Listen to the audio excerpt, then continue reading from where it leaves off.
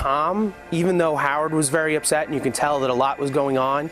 I guess it's like listening to your family talk about something and you feel like you're part of it more than any other newscast. Because when you're listening to a newscast, you're only getting kind of their side, and they're giving that very straight-laced, non-opinionated side.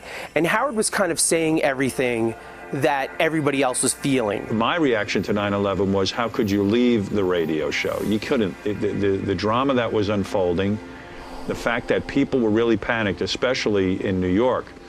All the cell phones were out, no one could get in touch with anyone, and I felt more than anything our show was a conduit for people to communicate. They could listen to us over the radio.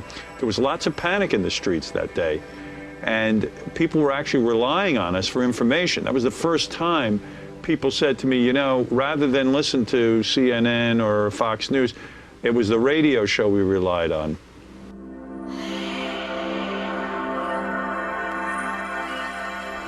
If any of my staff has to leave because they're still letting people out of the city, you should go. Well, I already lost my driver. Boy.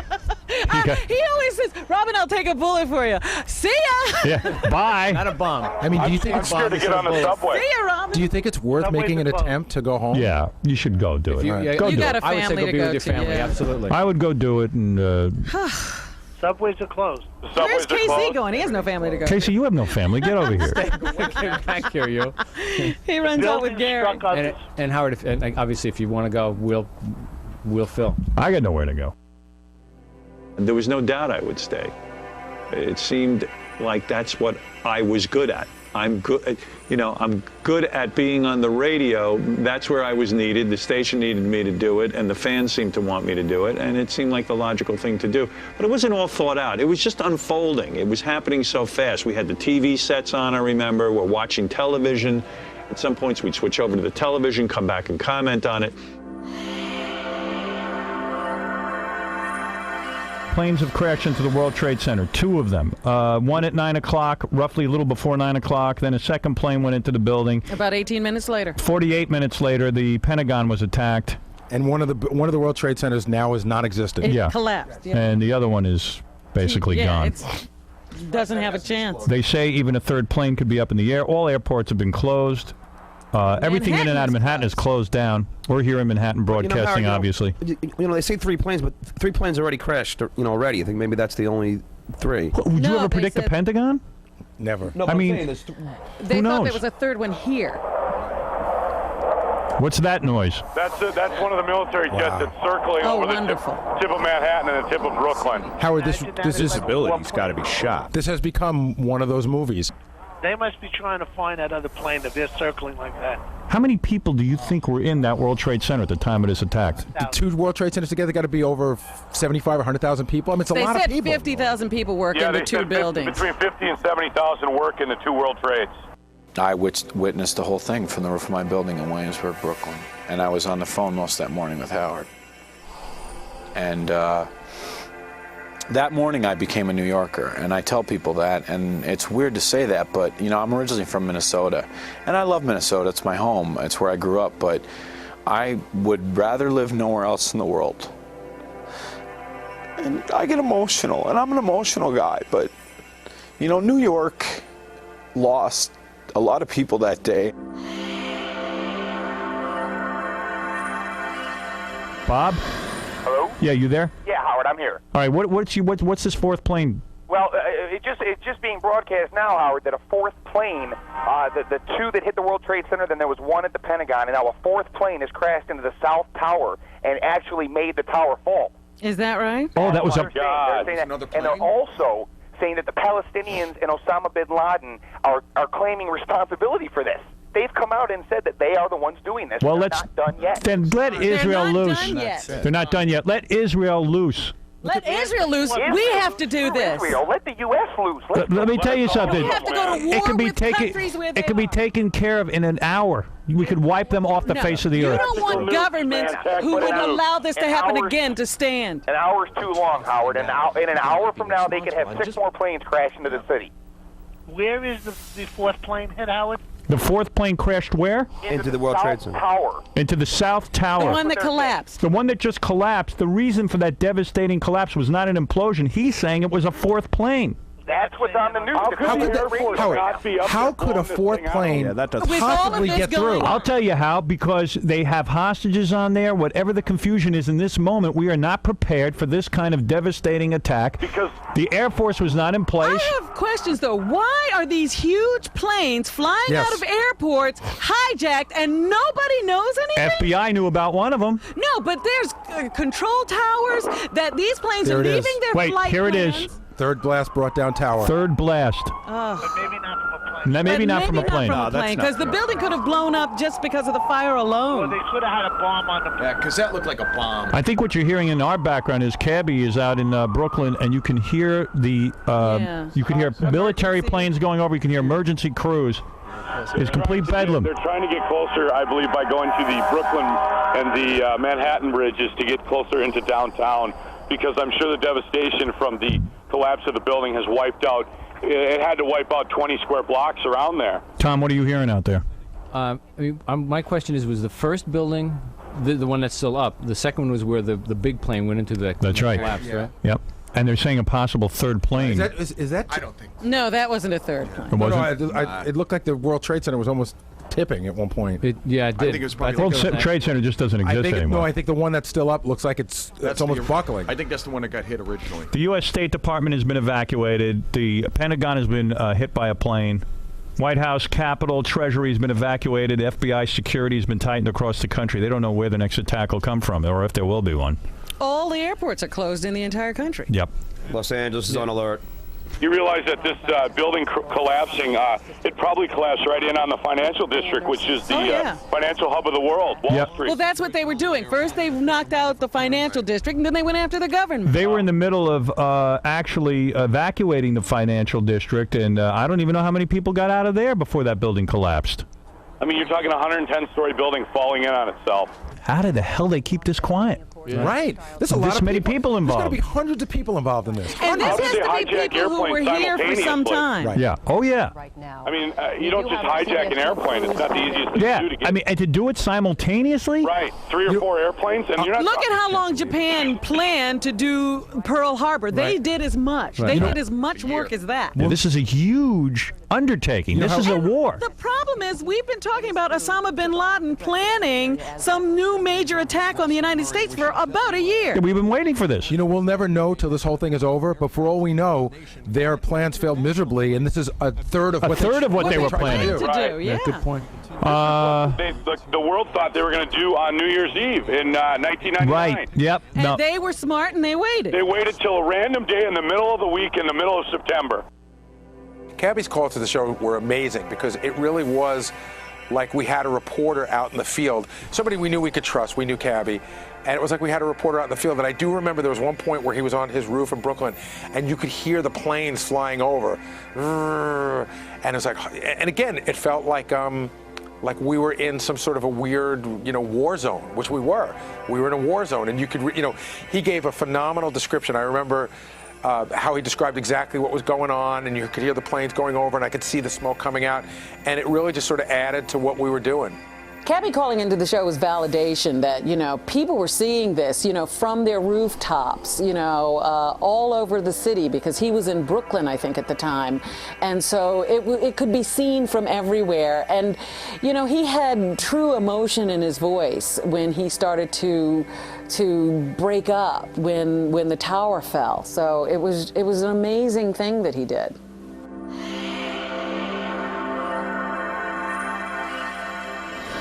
Wait a minute. Wait a minute. What's the matter? That's the other tower is gone. Hold it a second. Let's hear What this. was going to happen? We have no more buildings there. Whoa. Nothing. They're gone. When the second tower fell, it was just like, this is worse than anything we could ever imagine. When they were just burning, it was horrible. Now, 2 landmarks just disappeared from the New York skyline. It was devastating. They're gone. They're gone. They're gone, and we didn't know at the time. We just figured every single person in them were gone, and that's we didn't even know numbers at the time. We couldn't even speculate on how many people were gone, but you just knew that these 2 buildings that were a symbol of New York had disintegrated in under an hour. I just thought of all of the people and their families, and what my mother must be thinking. And as I'm sure everybody else felt that too.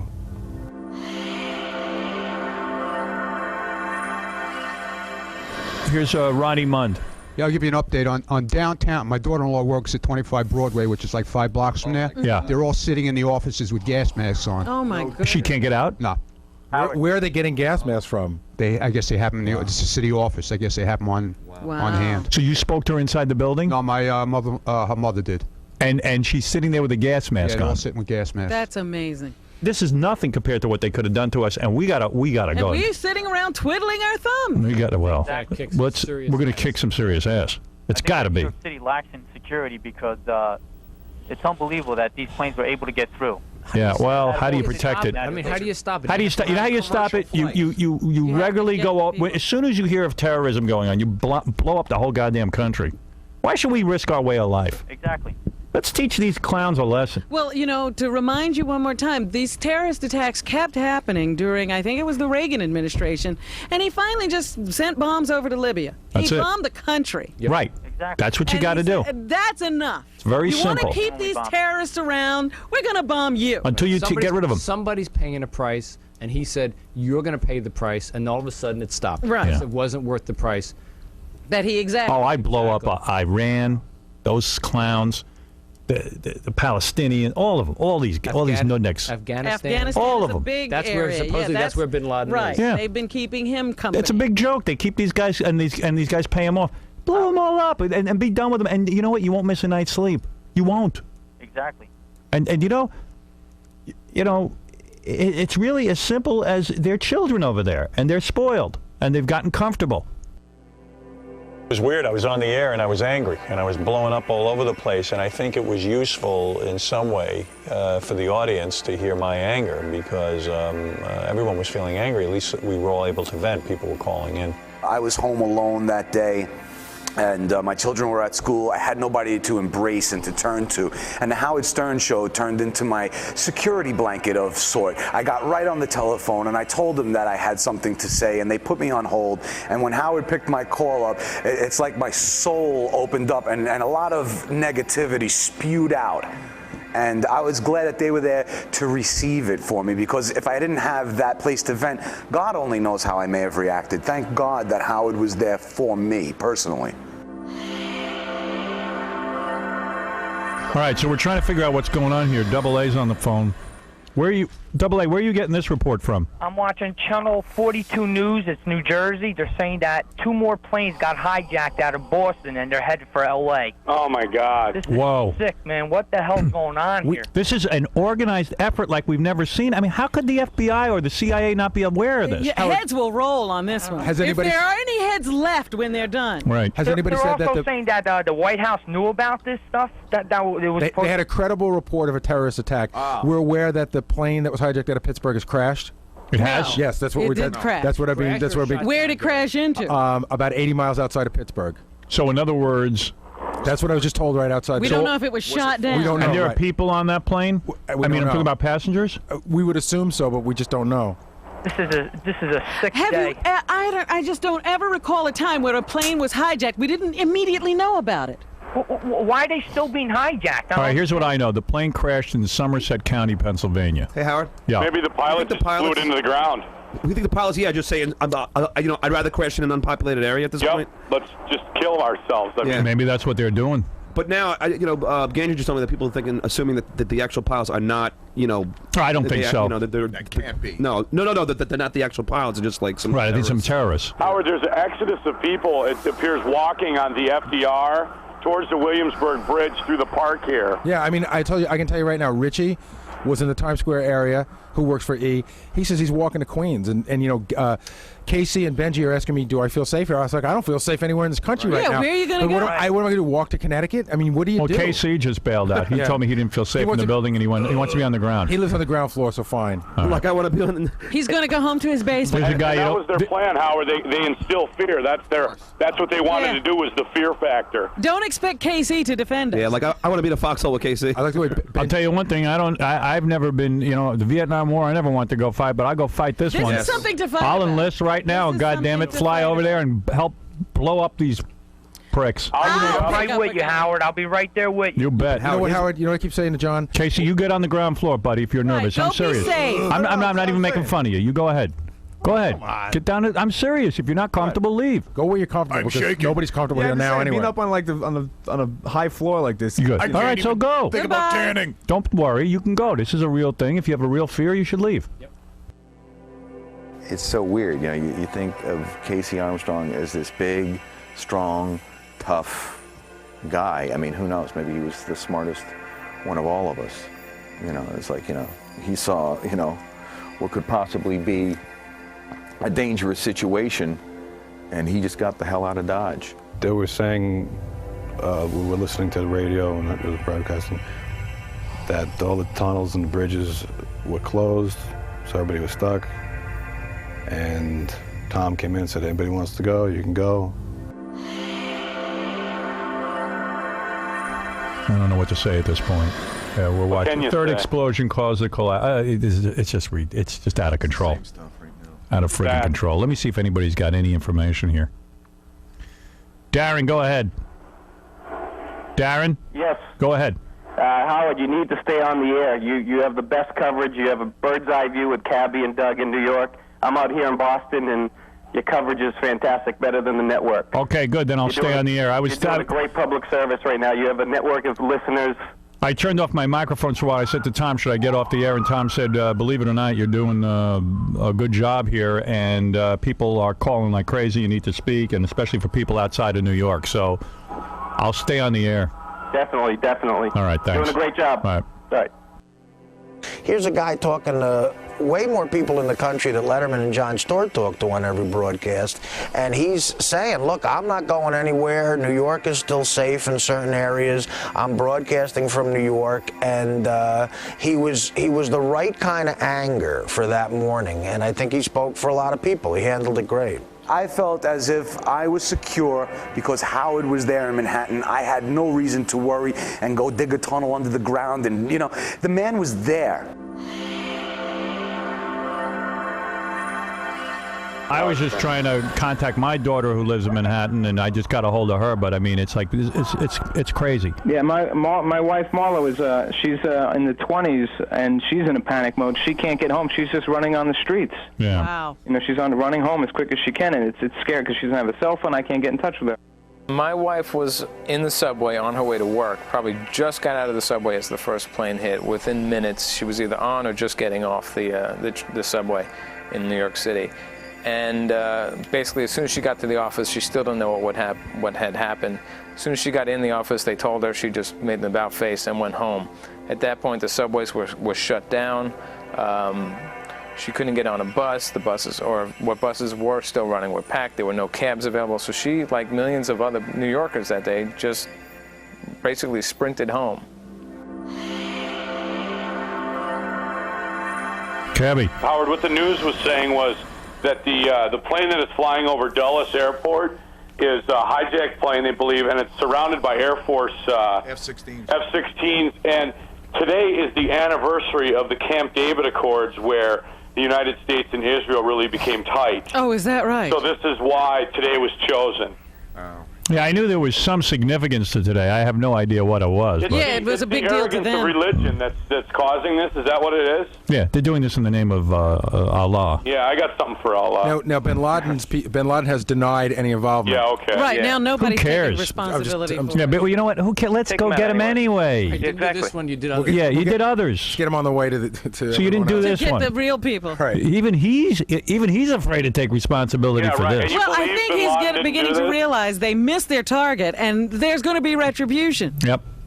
I just saw a shot from downtown right by the zone. It looks like it snowed. There's so much soot. It's thick. It's inches thick on the ground. They're all wearing gas masks. Yeah, And my wife just got home, thank God. Yeah, that soot is traveling through the sky. I mean, like, I don't know. It's like the ash from a volcano. You Yeah. don't want to breathe it. Yeah, they're saying It's it's toxic if you breathe it in. Kennedy Airport's completely shut down, and they're searching cars, and the soot appears to be heading that way. Marlo, pick up the phone. Hey, Howard. Yeah. I'm gonna have Marlo pick up. She just ran home from downtown. She said it's Where was she? Chaos. She was down in the 20s. Howard, Marlo, you're on the air with Howard. Hey, Marlo. Hello, hi. Where were you? I was just walking back from the office, and I didn't even want to get into a cab. Actually, there was, I don't know, I think it was like, I don't know if the driver of the cab was Arab or whatever, but some guy was punching the windshield of the front of the, I'm sorry, I can't even breathe. I just walked in the door. Right. It's mayhem outside. People were punching the cab driver? No, not the cab driver, but the windshield. Oh, they were attacking the trying to attack cab. the cab driver, or What? the cab itself. Because he was an Arab? I think that people probably thought it's a taxi. It must be an Arab driving the taxi, and let's attack the taxi. I mean, I would think. Yeah, that ain't the right way to Yeah, go. that's the kind of hysteria that's- No, that ain't the right way That's to what go. they would love. They would love for this country to collapse in chaos. Yeah, we have to unite. We get united behind the president, no matter what you think of him, and he's got to come up with the plan. And then let's hope that this dude comes up with the right plan. And you all know what the plan is. I thought that when people called up and were, saying we should go beat up this guy or kick the ass of these people suggesting violence, again, I thought Howard handled it great because we were pissed off at that point. Absolutely pissed off. But you're just like, we don't know exactly who's behind this. I got a pretty good guess. And even so, it doesn't mean that every, Middle Eastern person is responsible for this. So I thought he handled it well. I'm not advocating violence. I'm sure he said that several times during that broadcast. I hesitate to say that there's no new information. The fact of the matter is that there's so much information and there's so much chaos that we literally can't confirm anything. We don't know what's going on. It is so eerie looking outside. I mean, it is just dead. The FDR Drive there's not a car on it. The bridges are all completely, there's nothing. We're under attack. Eerie. Yeah. It's so unbelievable that more things you keep hearing. They're insane, and we're fighting insane people. And you ever fight anyone who's insane, it's almost impossible. There's Chuck, nothing to do but shoot them. Chuck, go ahead and say something. Howard, stay on the air, bud. You're doing a fantastic job. Thank you. So far, L.A. standing tall. We're all deployed, obviously, watching you guys. A Taliban news conference soon. What is that? What is a Taliban news conference, Robin? I have no idea. That's what's that guy's Bin Laden? I think that's Taliban. That's a terrorist organization. I think they're going to call a press conference to deny any involvement. Oh, they're involved. Yeah, Don't buy it. When you get your cameras in there, shoot them. Exactly.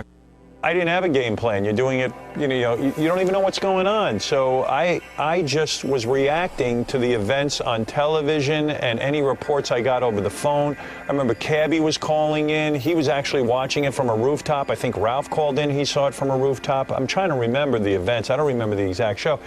It was just one big blur, and everyone was calling in. It was something to talk about and something to get new information every couple of minutes, and we were just trying to piece it together like everyone else was. They say for the first time in history, we have stopped all domestic flights and diverted all international flights to Canada. We've never had to take that kind of action before. This is you know what? It hasn't even sunk in with me yet. No, it seems like you're watching a movie or something. Yeah, it hasn't even sunk in that the World Trade Center is gone. It's Pearl Harbor. I mean, that thousands of people are probably dead. Tens of thousands, Howard. Tens and tens, probably 50 plus, I would say. I would say at least. Yes, and that the Pentagon, God only knows what was going on there, and who knows what else is going to happen next. Well, our government was attacked. And there are probably other not one of us in this New York area or in this country who's not going to know someone who was killed in this. I can start by telling you one of our, nothing's wrong with her, but one of our brand new interns was supposed to start today. Her mom called to tell us she's being held in a garage in New York City because her building's gone. Wow. I don't mean to blame anybody, but, it's funny because, you think you're so safe in this country, and we were taught when I was in the military that, that the Air Force is always up in the air and there's always someone watching. And for airplanes to just be hijacked in numbers like this and crash into our own populated areas. Well, let me tell you something. Well, what we learned in Vietnam is when you're using guerrilla tactics, it's impossible for the military to stop. And you. remember the mistake in Vietnam. We should have nuked those dudes, and we never did. And if we don't nuke some of these countries over there, I mean literally nuke them, fry them, fry their children, fry everything, they will never stop. They will never stop. And I know it's an unpopular thing to do, but you got to be the strong one, and Bush is going to have to make that decision. Target 3 countries over there and level them. Yemen is one of them. Howard, you know disintegrate it. You know what it feels like now? It feels like almost like, remember when we fought the British? It's like we're the redcoats. Like we're standing. We're playing like idiots. Yeah, we're playing fair while yeah, we're guerrillas are standing in line waiting for people to shoot us. Yeah, military action has changed. My reaction was, when I was on the air, just nuke the entire Middle East. Let's make everyone pay. I had to review the tape to see what was actually said that day, and I was shocked at how jingoistic I was. And you know what? Even now, because now we're seeing, United 93 and the World Trade Center movie just opened, and every time I see one of those films, the same kind of anger is aroused in me, and then I want to go kill everybody. And that's how I felt that day, and I was just like him. Yes, we got to stop making excuses. I don't want to hear about innocent civilians. Nobody's innocent. Bomb everything. Well, at the time, I had thought Howard saying nuclear bombs was the answer was the only way to go. I thought that we must go and turn the entire Middle East into a plate of glass and let God figure it out, because we can't have people who are unafraid of killing themselves. How can you fight someone who's not afraid to die? It's real stories of what the average guy or what these people on the show were thinking about how it happens, and the real emotions came out. You don't hear your local news guy say, let's go blow up Iraq or wherever this was. In Philadelphia, we are on the air. They're just interrupting for any kind of local news. We're on in Louisville, and they'll stay with us as long as we stay on. It seems like all our affiliates are still with us. So Yeah, I'm telling you, it's the best coverage. You have, access to 7 different networks here. I know. And if we hear anything, we just go right on the air with it. So we're trying to. We're just sitting here You know how you see the in pictures shock. from like the Gaza Strip when there's a car bomb? You see but it never feels. It never feels real enough. It's us. Yeah, now it feels real, it's the right? exact pictures you see from overseas that you just say, oh my God, you can't even imagine it. This is us in New York City. As someone said earlier today, this is Israel every day. That's right. Well, here's Gary with something. Go ahead. On line 2, and I checked this out, so it's for real, is Congressman Gary Ackerman. He's from the 5th District of New York. Yeah, we know Gary Ackerman. He got a briefing from somebody, and he wanted to come on the air and talk. Hi, Congressman. Congressman? I don't think I have him. Congressman? Congressman? Yes. Oh, hi. Hi. What'd you hear? It's an absolute nightmare. It's an absolute nightmare. This is going to go down as Black Tuesday, and it's going to change each of our personal lives as well as our civilization forever. You're not kidding. The way we do business, who we do business with, our security precautions that we're going to have to take. I think this is driven home in the most dramatic way that anybody with a suit and a blue tie can get on a plane and do all kinds of damage almost at will. Congressman, were you briefed in any way on this? No, everybody who's supposed to be in secure places right now is there. We've closed down the whole Capitol. I'm in New York. I stayed here for the primary, and I was going to go down a little later. Right. And I just voted. Of course, the election's now been called off. Right. But our offices are all shut down. But you can surmise that the members of the Supreme Court, President's cabinet, and all officials who have to be are in the places they're supposed to be at. Where do you think the president is right now, and what's going on? Do you have any guess? He's not anywhere anybody can get to him. Well, we don't want to guess out loud, but he's probably right now in a very safe and secure place. We do have places. Some of them are known, some are not, and the president is in one of them. And it's always good to know that nobody knows ahead of time which one he's going to be at. Brian, you want to say something? Go ahead. Yeah, they just reported that there was 164 people killed on the plane crashes into the World Trade Center. Right. That's on one of the planes. That's on the plane. Yeah. One plane. On one plane. Yeah. On one plane, there were 164 people. But we're going to be talking in terms of thousands of people. Tens of thousands. Anybody within the sound of your voice, and that's millions of people. Are going to personally be mourning the loss of somebody they know by the time we ferret this all out. A United Airlines passenger jet. It's sort of third person and surrealistic, but when it's all said and done, this is going to be one of our bleakest moments. Congressman, I want to thank you for calling in, and if you hear anything, please call us back.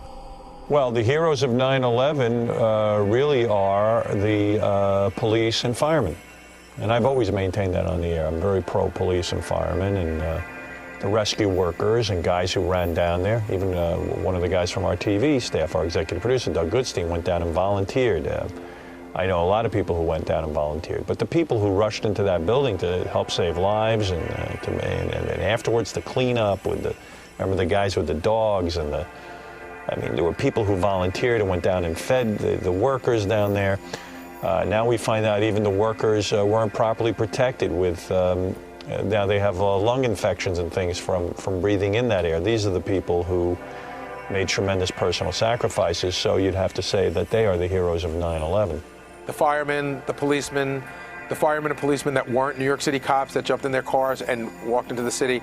I was just looking at a magazine, and they were showing a picture of a bunch of people coming down, and this guy with his camera phone had taken a picture while everyone's going down civilian-wise. You see 3 firemen coming up, and the heroes that day, aren't around to thank them. They're not around. They're dead. They're celebrating. Wreck their lives. For once, allow us, whether you need Israel to do it or the United States to do it, I don't care which. To me, that alone is a reason to bomb them. Allow us to bomb them. While they're out in the streets, throw a bomb on them right now. Bomb them now in the street. Howard, they have drop a kids in the nuclear street, weapon. 5 years old, jumping up and down, celebrating. 5-year-olds. Those 5-year-olds will grow up to attack our children. They're showing it right now. Kill them. If you look at NBC, Kill them Channel for 4. celebrating. Kill them. In their schools at 5 Look, years there old, they they're are. being indoctrinated. Here they are. They're all celebrating in the streets. The Palestinians are celebrating in the streets, ladies and gentlemen. They're putting up the victory sign. Children are cheering. The parents have taught them well. Let them all live. Go ahead. Go ahead, and more of us will die. I think you know what Bush needs to do. I mean, he needs to grow a set of you-know-what. We all know what needs to be done. If Bush doesn't do it, he's gone. We have to get a new president. You got to get a new president. He hasn't said much, really, Bush, but wait for him to come on and say, I mean, Look at them celebrating in the street. This is why I say you cannot negotiate with these people. They are so happy. They're so insane. Unbelievable. Today, drop the nuclear bomb on them. There's no reason for those people. Teach them a lesson. Give them nuclear warfare. It's the only thing they understand. Like the bastard children they are. This is terrible. I can't even believe that. Name, but on behalf I think it's great you guys are still on the air, though. I'm getting too worked up, and I'm starting to say stuff. I really want to say nasty, awful I things. do too. I know, Howard. This is getting me worked up. My blood is pumping right now. I'm so Somebody said to me earlier, where do you think it's safer? I said, I don't care about safety at this point. They're bombing my country. Revenge. That's it. Revenge is going to be sweet. The thought that these people are celebrating the death of others, please do something. This is horrible. I'm sick of seeing it. It's one thing to strike military targets, but when you strike the heart of a city like New York, I'm sick of looking at them. I'm sick of looking at them celebrate. I can't imagine these little school kids. They probably don't even know what's happening. They're all celebrating. They are taught to hate America at the youngest age. And they're going to grow up and kill our children. Yep. They're going to be worse than the parents. It's time to stop the madness now. They don't even have to. They do it in schools. It's organized. The teacher stands at the front of the classroom and says, "This is a country and a people you should hate." When I saw the people in the Middle East celebrating, it's like something that doesn't make sense to me that they're celebrating. I mean, it's like I don't know what the hell it is that we did to them. You heard all kinds of stories. Osama bin Laden was inspired because when it was like the other Gulf War. Army people were driving through the desert, and there were women in the back of a Jeep, and they were taking their tops off. And I'm going like, wait a minute, you're telling me that you killed 3,000 people in the World Trade Center because, you're offended by, women driving with their breasts or the fact that you just don't like us? It's like, go to the United Nations. It's like you're supposed to be, we're supposed to be civilized. What is it, Gary? I'm just looking at this thing off of Reuters. It's saying that I guess an Arab journalist who has access to bin Laden interviewed him 3 weeks ago, and he warned of an unprecedented attack on the U.S. interest for support of Israel. And there you go. But I thought, that's enough for me. And they said earlier that he's saying had nothing to do with it. Oh, you think he's a brave man, Tom? No, clearly not. But this is a journalist who claims he interviewed him 3 weeks ago. It's all for Reuters. Pat, hi, you're on the air. You know what? Honestly, guys like Bin Laden say this all the time, and it doesn't necessarily ever come to fruition. Yeah, but the point is, I'm crediting him with this attack. No, totally. You know he did this. Yeah, Pat, go ahead. Yeah, hi, Howard. I was doing work on a rooftop in Jersey City, and we didn't see the first crash, but we saw the smoke, and as we were watching, I saw a plane coming in from about 3 or 4 miles out. Wow. And I had commented to the other guys on the roof. I'm sorry. But I commented to the other guys on the roof, and I said to them, hey, look at this plane, coming in pretty close, too. And I just said, oh, my God. I said, it's going to hit it. And as I said it, it just hit it. It hit the second tower. Well, you're never going to get that image out of your head. And it was, when it hit, you saw the fireball go past it. Awful. It's just awful, and it's just ridiculous. We've been too lenient with these people for way too long. We have.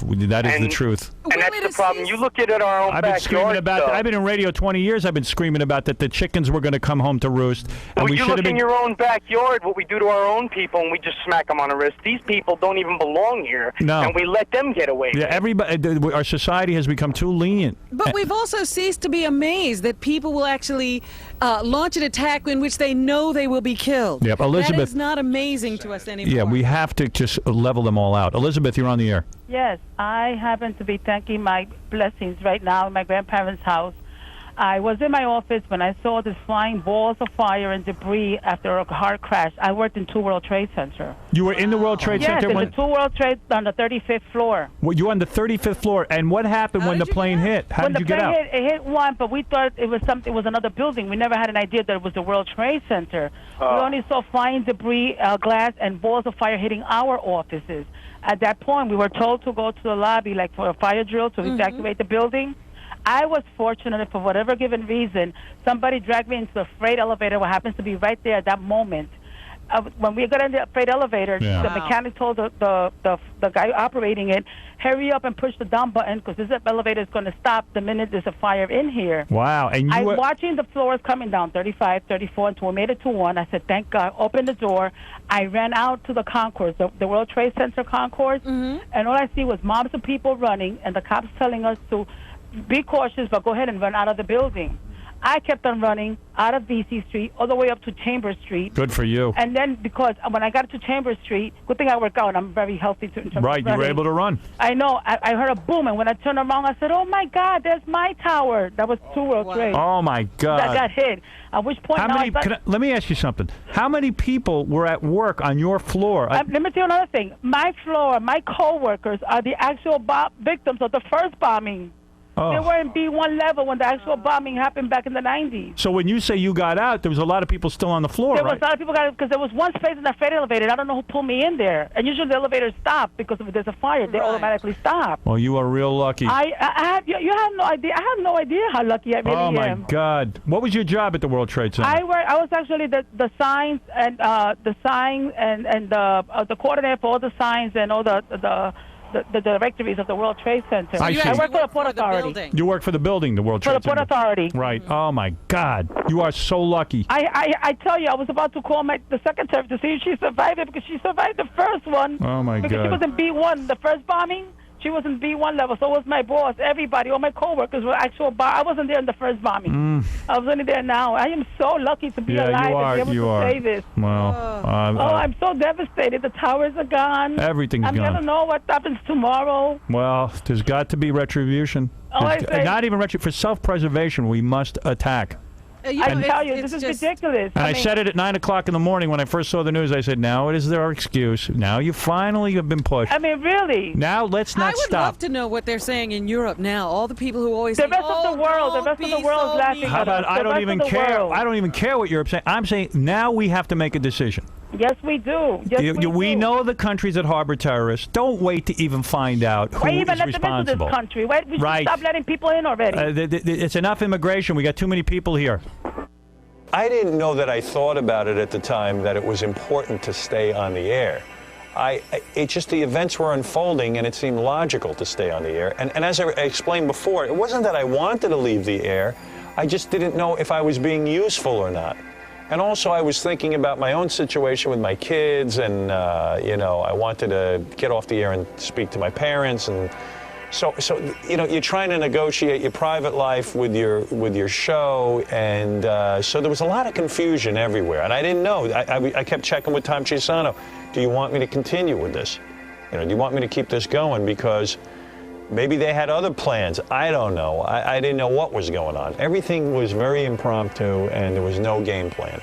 I think he spoke to a lot of people. I think he said words about things that people were feeling that day. I mean, just the dismay and the disgust and the anger and the fear. I mean, I think he really just did a tremendous job. I don't think there's anybody out there that did what he did or could do what he did, because I think, everybody in the news is just trying to scramble, trying to, get all their facts together, and people going, well, we can't say anything wrong because we're going to appear to be irresponsible journalists, even though everything that Howard said that day turned out to be pretty much right on the money. Was there anything heroic about what he did? No, I think that cheapens what the firemen and cops did. The people that died on that day. I think Howard was a great man for doing what he did that day. Sorry, Tom, what? It's these moments you'll never forget. You never forget where you were when Kennedy was killed. You'll never forget the moment that attack happened. You'll never forget standing here watching that first... Oh, that tower come collapse. down. All I know is in a moment of frivolousness, I was defending the fact that I had kissed Pamela Anderson and not gone any further, and then 2 seconds later... Now I'm sorry. That was dumb. You weren't there, in all fairness. Well, this is a devastating day. It is. What is the date today? It is September 11th. 12th, 11th. The 11th of September. Just remember. Evidently, there was some significance in the Arab world. They say the signing of the Camp David Accord. Camp David Accords, but that was the Camp David Accords brought peace to Israel and Egypt. Yeah, and Israel. Yeah. Hey, Howard. Who knows? Yeah. This is a report from the AP just to show how horrible what just happened. The mayor says he arrived at the World Trade Center building just moments after the first blast and witnessed people jumping from the windows to their deaths. Oh. Wow. Imagine jumping out of the World Trade Center. No, and there's no way of surviving that. Well, we're going to go now. There's not much more to be said. You guys can tune to TV and radio and everything else, and I'm just devastated by this. We'll be doing what you're doing. Yep. We'll all be sitting around waiting to hear what goes on. And this is a great day in the Arab lands. This is they're cheering for us. Let it be the start of the worst moment of their lives. Yeah. Let this be the day that we woke up. Please.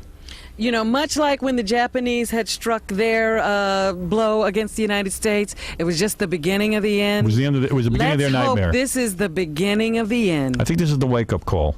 Unfortunately, it's an unfortunate wake-up call, but it's here. I guess we were never because really. The world has been plagued with this long enough. Obviously. Let's free the world of terrorists. Yeah. It's time to do it now. It's going to take about a month to really nuclear attack them and do it in a devastating way where they don't live, so that maybe only a roach will live in these Arab lands. Today is the day that we must wake up.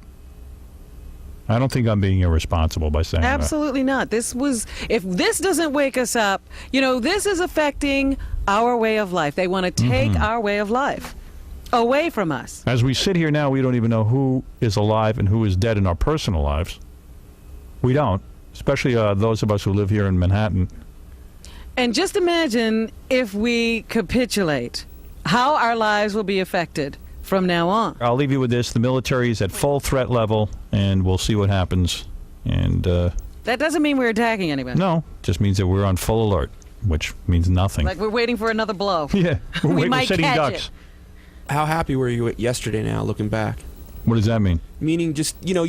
You were carefree. Yeah. Right. Yeah. Well, and we shouldn't have been. Because today was coming. For 20 years, I've been on the radio saying this, and I'm not saying... I remember you saying this when we first started working together, and I was like, shh. Yeah. And stop it. I know, and I've been saying it. I said the chickens will come home to roost. It's It's going to happen, and we should really wipe out terrorism now. But we were afraid of what France will say. France never fought a war in their lives. And if they say don't use airspace, take them over. Yeah. I mean, we're the I leaders. was just there like the country, but take them over. They don't know what to do with a country. Kill them before they kill us. All right, listen, this is all empty rhetoric anyway. It's up to the military. We really don't do it. We're just venting because we are pissed. And let's see what happens. We'll see you tomorrow.